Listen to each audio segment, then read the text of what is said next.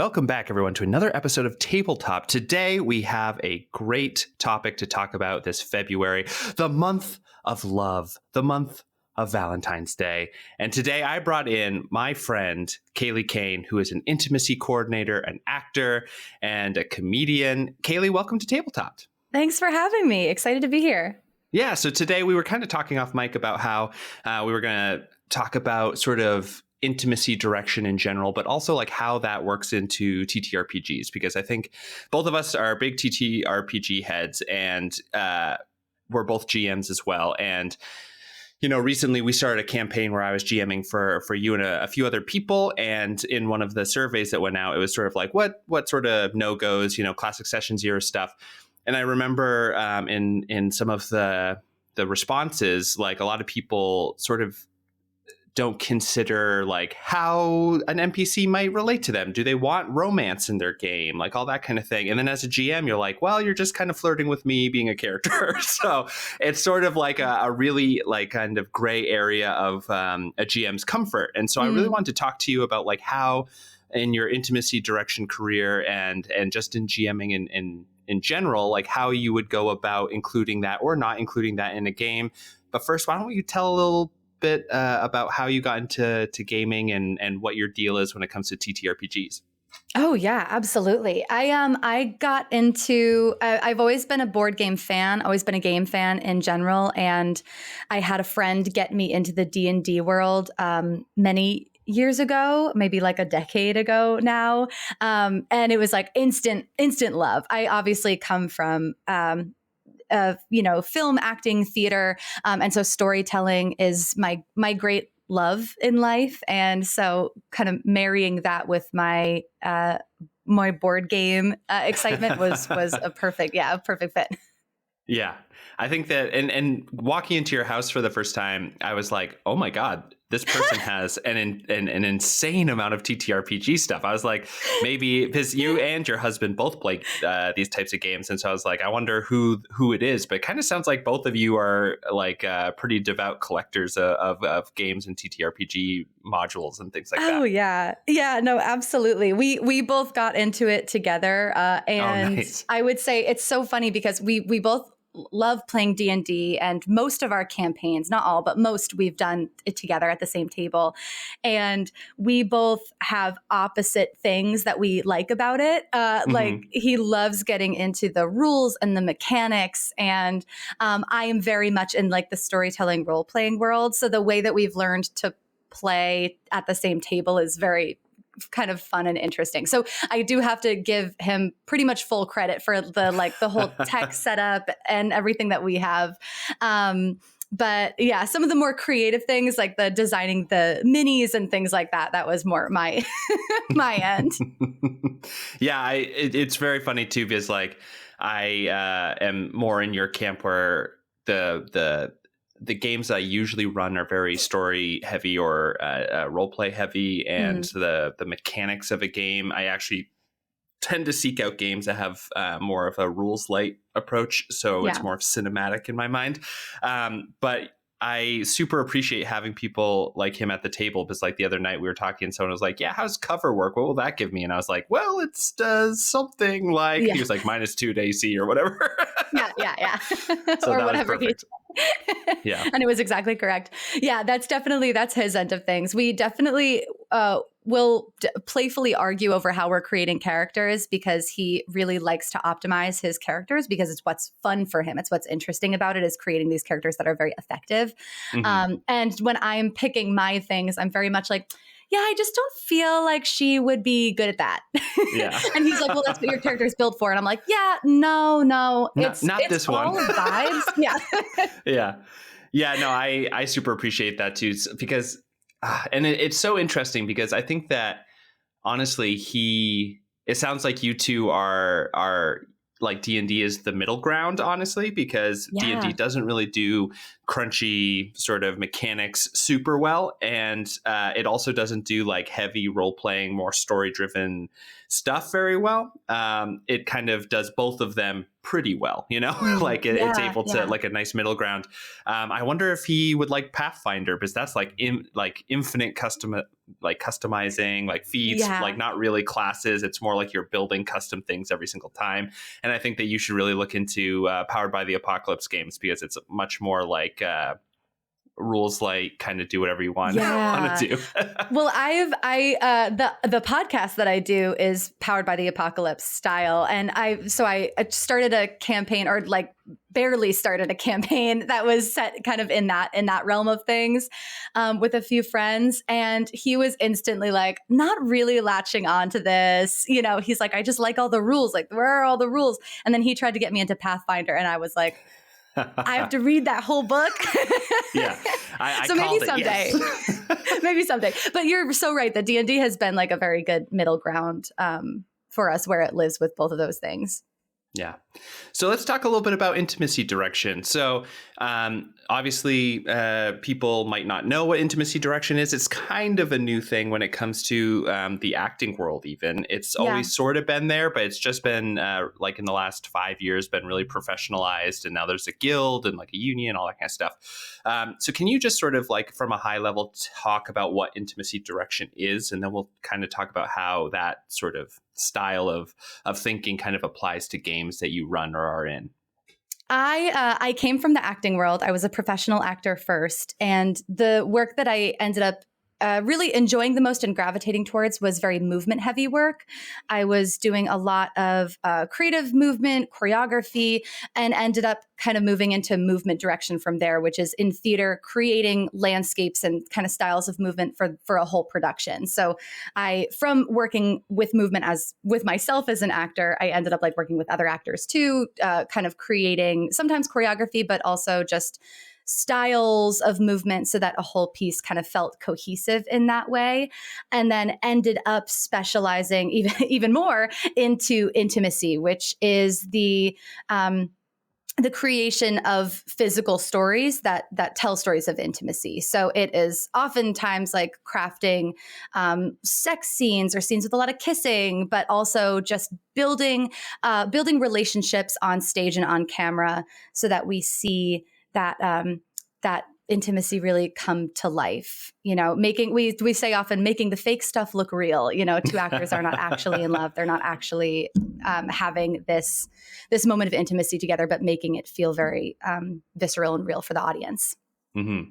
Yeah, and I think that is a great way to kind of put it in when it comes to games as well, because I think TTRPGs are an interesting format when it comes to storytelling, because you are sort of asking people who might not be professional actors, but are kind of game players, to put themselves into a story. And when you think about how stories are told in our culture, a lot of them have these moments of very intense emotion. Like you have people with, like fighting and killing and murder and suspected like infidelity. But then you also have a lot of romantic side of our stories in our culture as well. So there's kissing, sex, relationships, all that kind of thing.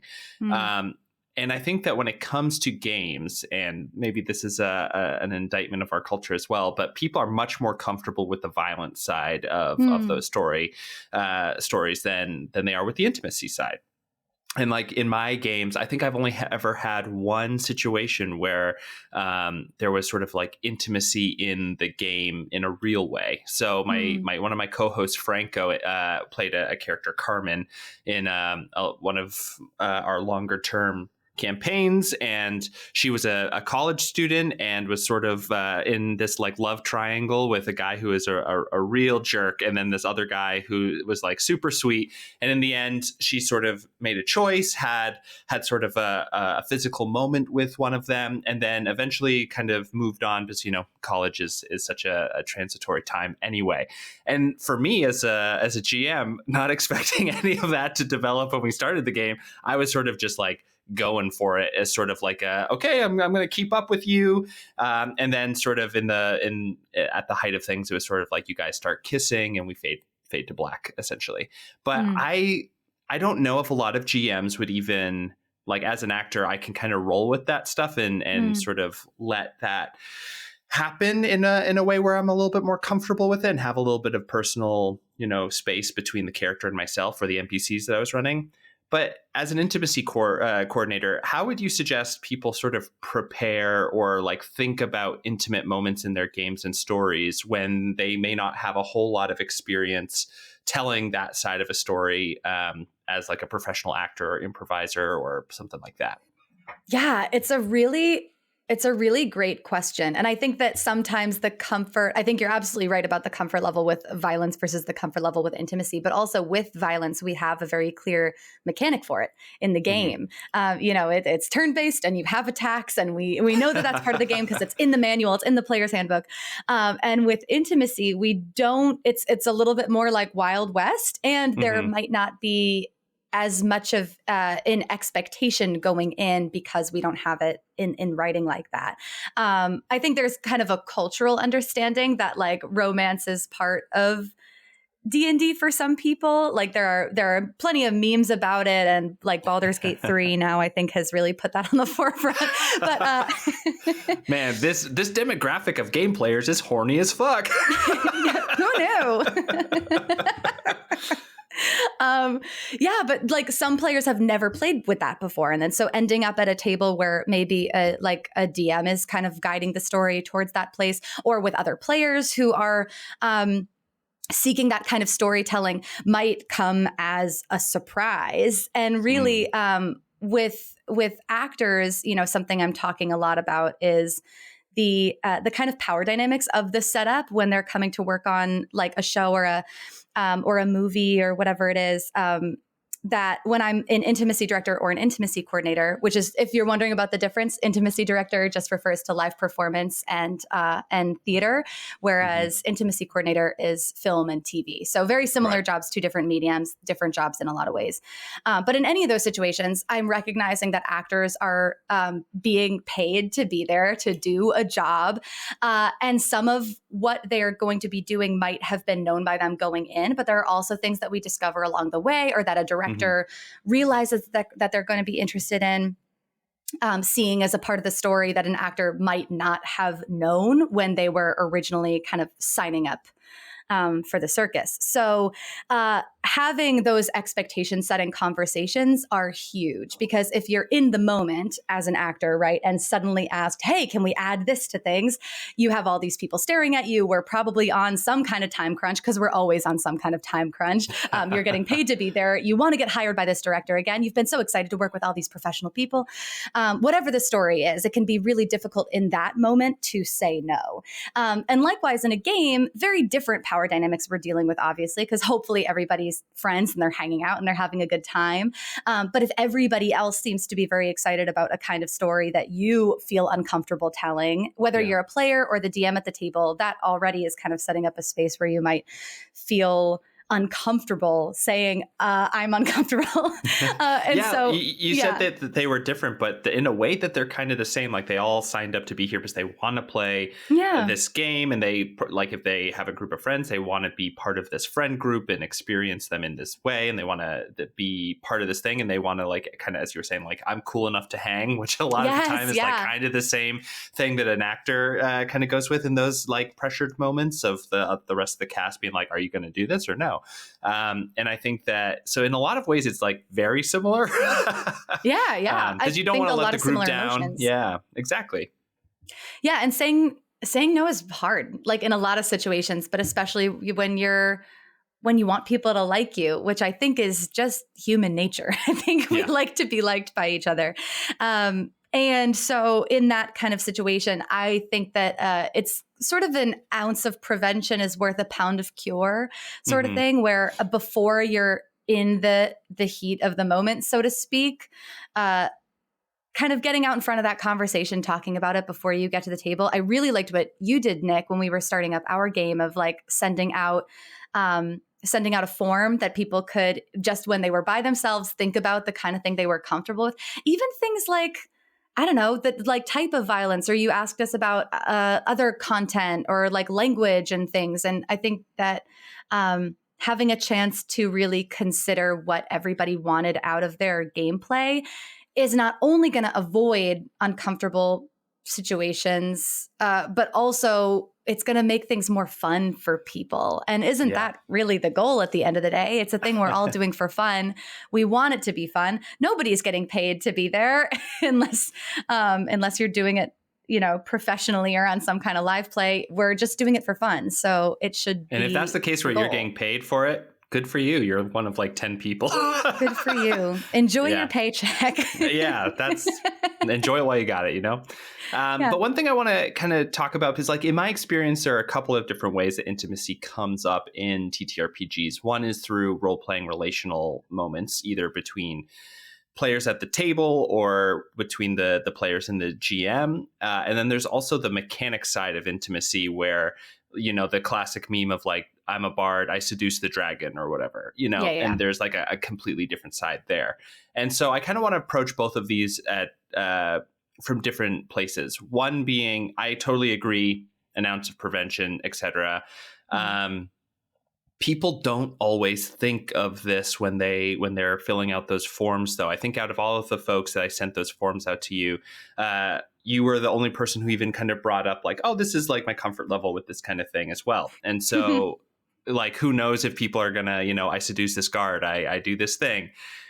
So when it comes to the mechanical side, how as a GM would you go about sort of either embracing that sort of desire to mechanically use a charismatic character or to have this sort of, there's a persuasion, there's a lot of charisma type skills that would play into that kind of thing. How would you go about that? And then after that, we can kind of separate from the mechanics and talk about more just like the role-playing relational side of things, which I think is a little bit more common, perhaps. Yeah. I think that, a mechanic can be fun. I'm DMing a game right now with some of my friends where I knew that they were going to have a lot of fun with romance subplots in this setting, especially because it was very like kind of political intrigue based campaign. And so I built in some mechanics for relationships with people. Mm-hmm. And that goes for any kind of relationship, not just romantic, but also relationships with like the people who were in charge of them, like their bosses and on their different organizations, and for politicians that they were trying to build friendships with, and for if they were like running for some kind of position, how. So I'm kind of building in mechanics for these things because it is very central to the plot of this particular game.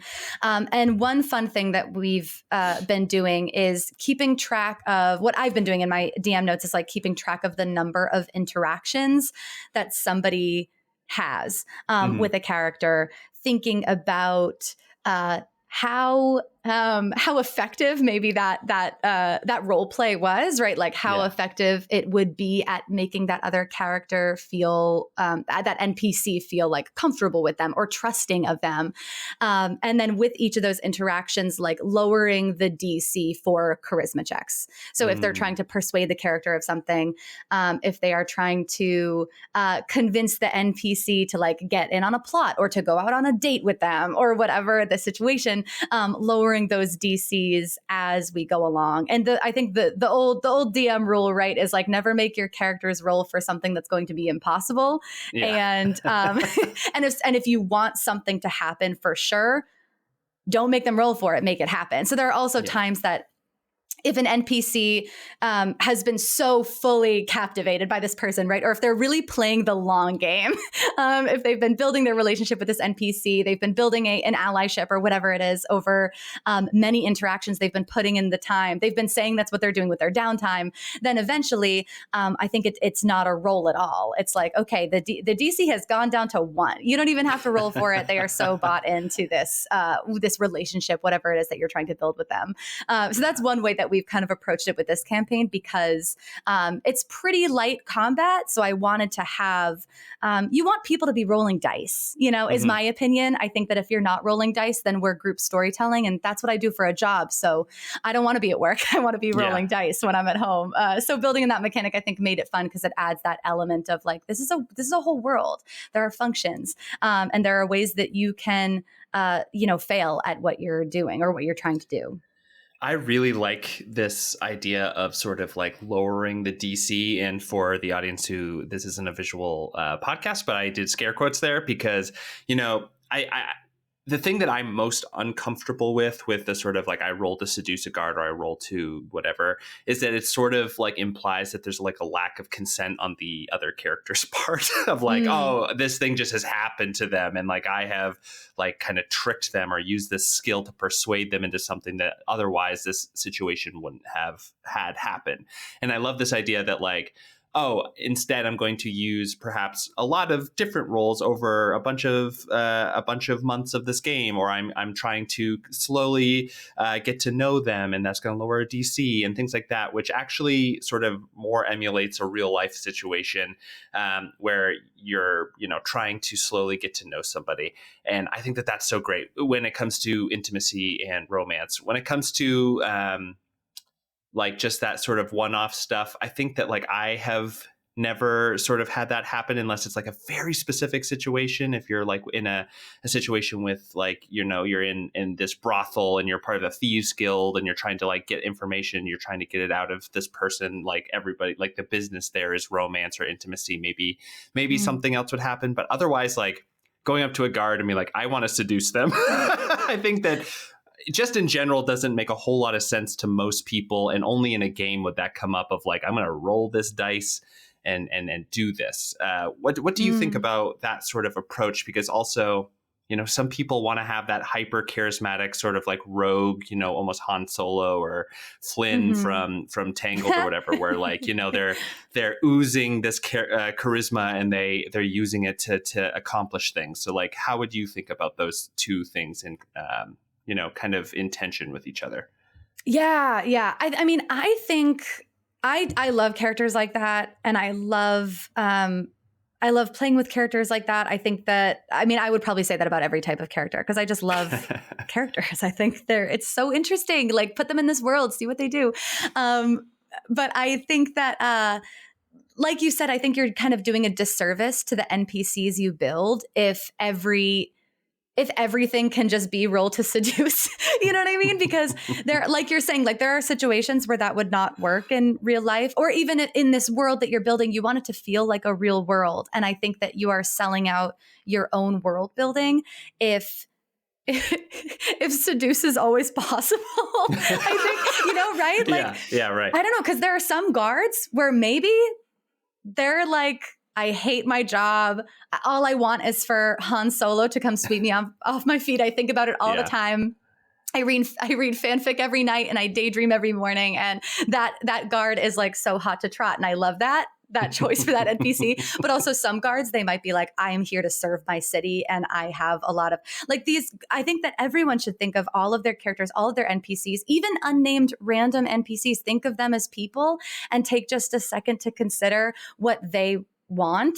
And maybe this is like my actor brain talking, but I'm kind of like, there isn't a character out there that doesn't want something. So think about what that is. And to me, that makes the game more fun because it makes the world more real and things have stakes. And a game without stakes, again, I think it's a little bit becoming less of a game, right? Yeah. Right. Yeah. So I think that's part of it. And I think it's a more interesting choice where if a player wants to go like flirt with a guard or whatever it is, I think that that's a totally legitimate tactic. And maybe what I might start, if it were me DMing on any given Sunday, I might, I might start with like do an insight type of check, right? Where it's like, why don't you read the body language? Like, you know so much about people. You're so suave. Read the body language of this guard. Are they dedicated to their job? Are they distracted today? Are they thinking, read them as a person rather than just a cardboard cutout that you can take whatever tactic you want with them. Yeah. I think there's a strategy to it. Yeah. And I think that that's also a great way. Another question I was going to ask you, which you kind of answered right there, is how do you let people, specifically players, have intimacy in their games if they're interested in that when they don't feel like they are a very charismatic person, right? Like some people can walk up and be like, hey, I'm the paladin and I have a high charisma and like, I'm just going to start saying stuff and I'm going to role play this out. And I'm going to be that sort of like, the face of the party and like convince a guard to go in. But you could also have somebody who's like maybe a little more socially awkward who walks up to the guard, like you said, and says like, I roll a charisma check to try to convince them to like me because they don't feel, you know, that sort of confidence in themselves as actors or as people. And I do like the idea that like you can talk about it purely from a mechanical standpoint and be like, okay, so that's great. Why don't you first roll me an insight, and I'm going to try to like give you a little bit of an idea of what kind of tactics to take, and then you give them that, and they're like, okay, this person wants, you know, is really hungry for something like fun happening to them. They hate their job. And it's like, okay, well, I want to convince them to do that using that sort of knowledge. Okay, roll me a persuasion roll. And then you can kind of abstract some of the I guess, like charisma that you have to sort of just role play that, improvise that, and let the mechanics kind of take you through that as well.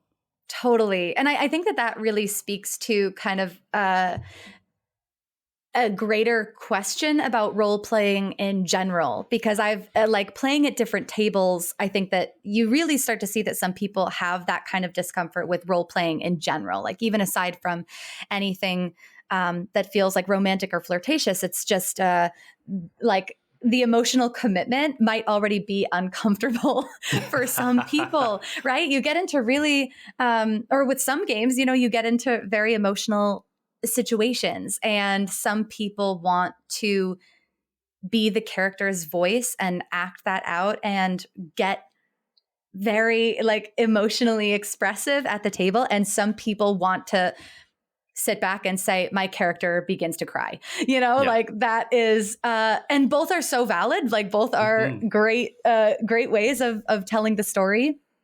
But it seems like that's a real player preference kind of thing. And I think as a DM, I've mostly played with like real role players, just because I have some very dramatic friends in a fun way. And so but in other situations, right, where you have those players who are like, that's not what interests me about this.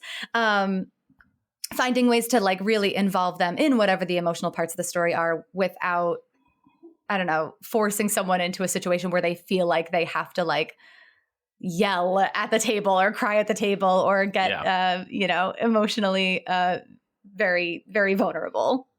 Yeah, I'll be honest, like I feel so free to be invested when it comes to being a GM. Like when you guys, you know, want to talk to your dads or whatever at the table, your character's dads, not your real dads. But when you guys are put talking, them on speakerphone. Yeah, just call them up. But I feel super comfortable to have like a bit more of like an emotional scene with somebody, because I feel like I'm just sort of, you know, reflecting back at them what they're interested in exploring about their character, and it feels very safe for me. But also when I'm a player, there are times where like people will ask me to like put me in a situation where I have to go really deep, and I sometimes have to kick myself out and be like, yeah, I think that I would start crying or something like that, just to get a little distance. And like there's like a comfort level that's going to be changing constantly, but as a GM and as a player throughout all of these situations. And I would also agree with you that like kind of mix and match all of these tactics as you go, where whenever you're whenever you feel less comfortable, to kind of switch to maybe a bit more of a third person or more removed thing, because that's not wrong. You know what I mean? It's not like you're doing something wrong or doing a character a disservice. You're just kind of explaining something a little bit more as a narrator rather than as a character. Totally. And I think I really think people should feel free to like do both or either, you know. And I've been at different tables as a player.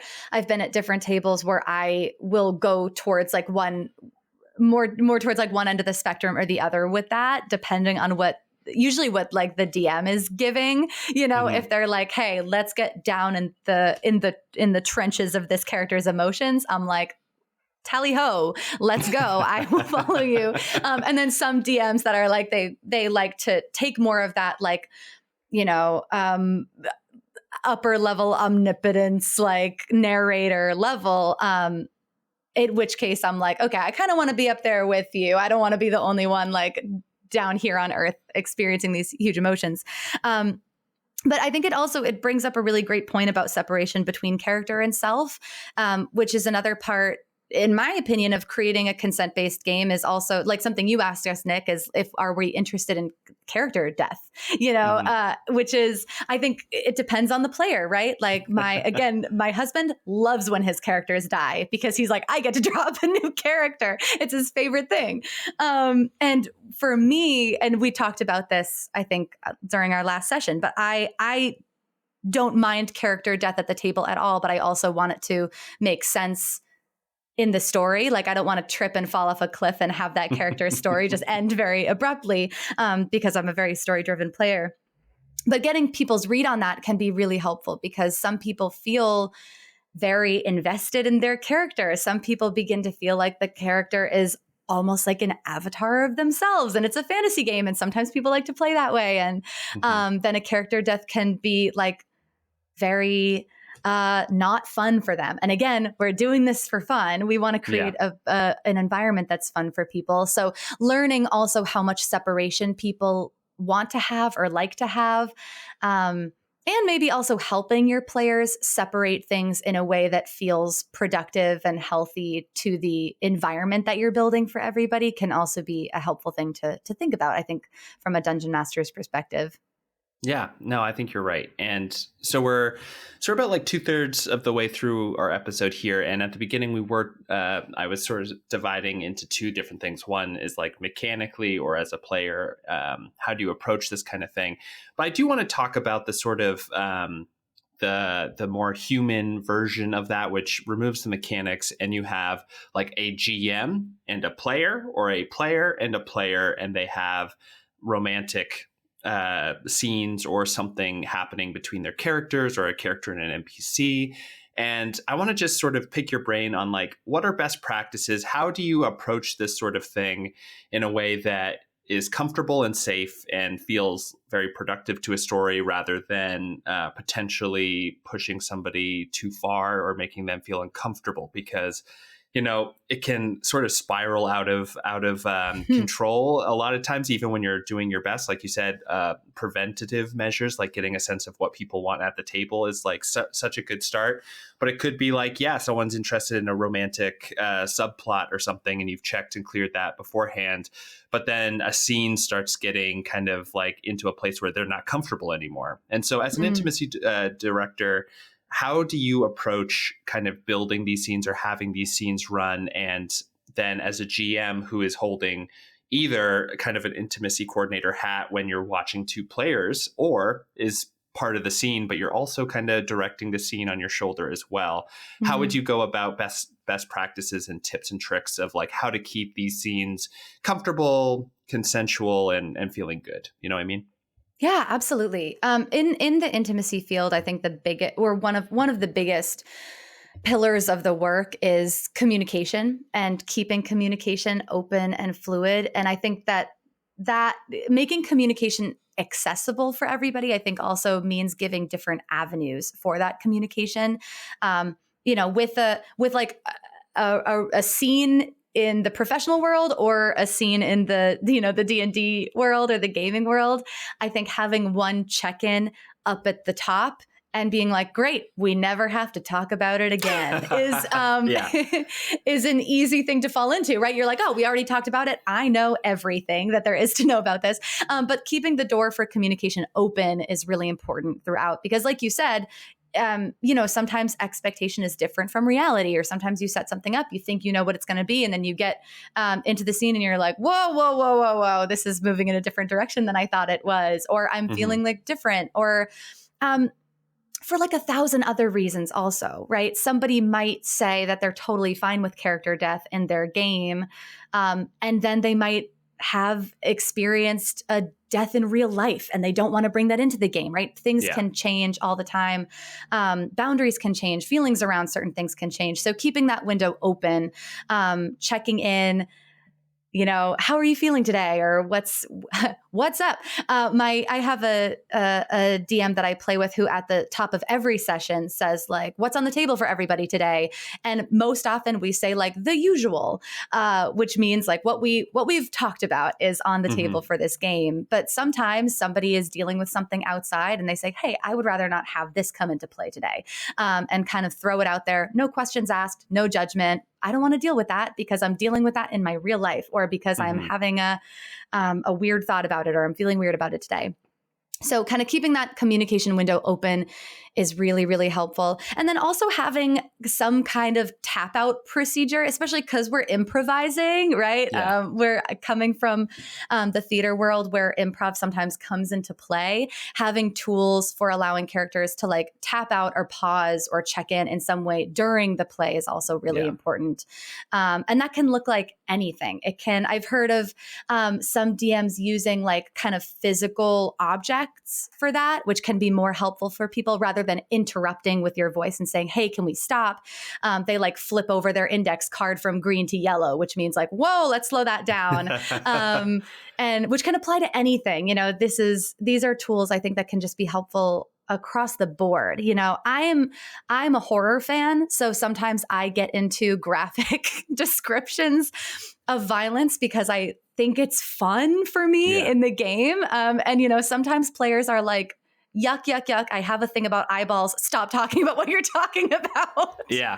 Kayleigh, you freak. And then they can flip over their index card or whatever it is. So also adding tools that feel present, that feel accessible, and that feel useful to your players, which is key here. Because me as a person, as a DM, I can sit back and think about what's going to be helpful for me, but I'm not going to know what's actually going to feel useful until I talk to my players.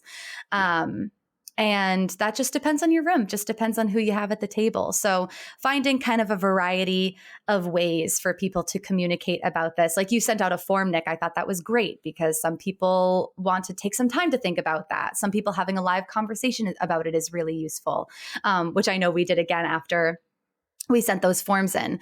So it's really about, I think, variety of approach when it comes to communication and keeping it fluid. And then the last important piece, which we always do during intimacy work as well in theater and film, is checking in afterwards. Also, how did that go for you? Tell me about what that was like.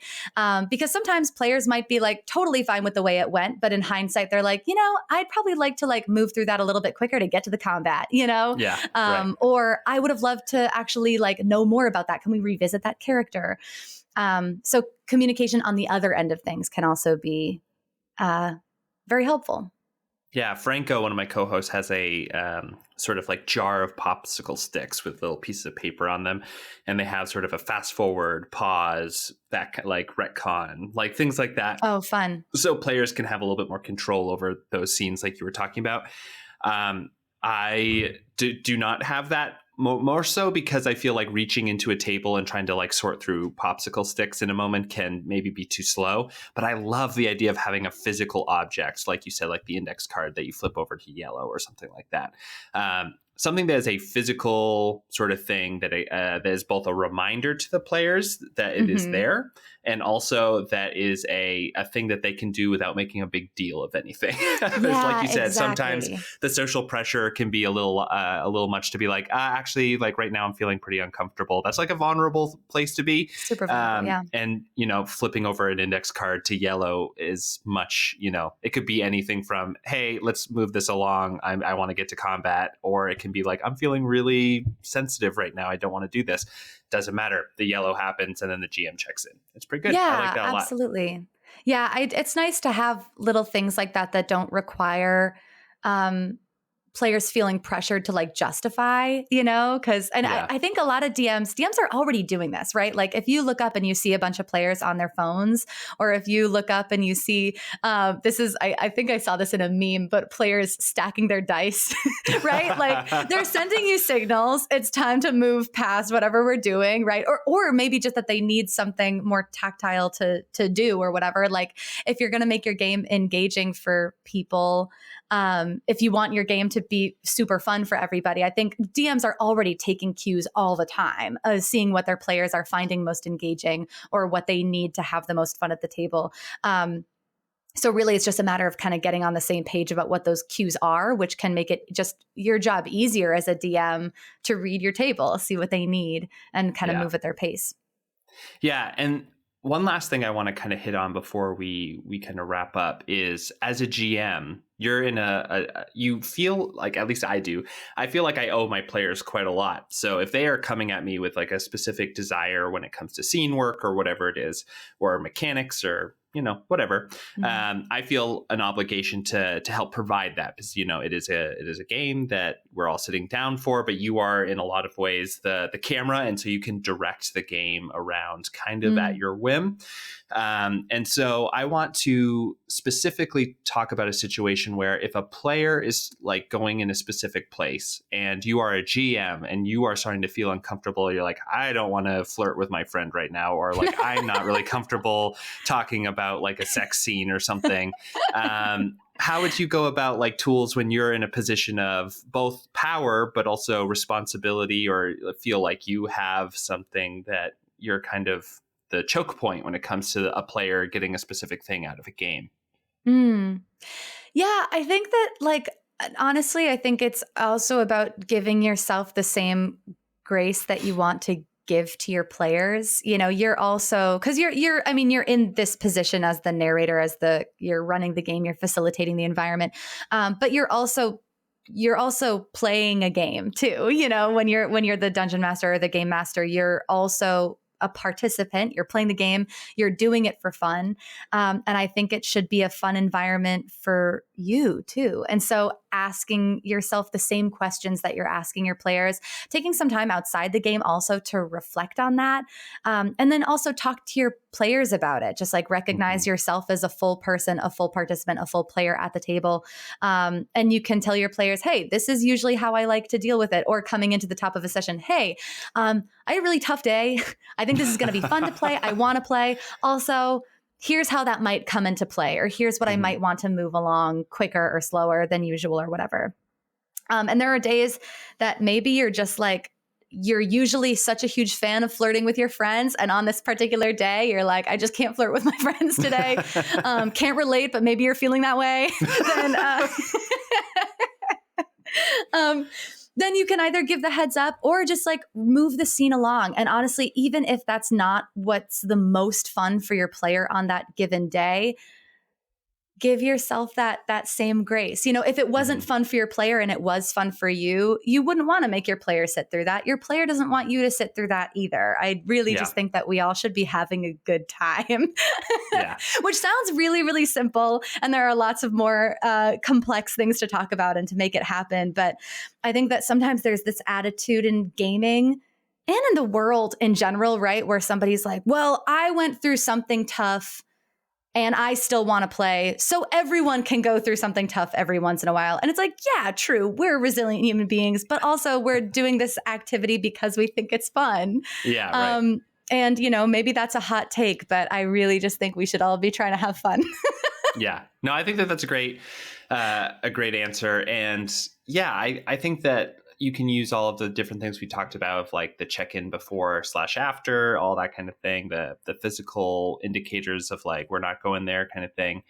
But yeah, I think ultimately it is sort of, if you're playing with a group, especially if you're a GM and you feel like you're sort of, hostage in a way of like, I can't do anything that I can't take care of myself because the group is expecting me to do something, then that's probably not a good situation to be in general.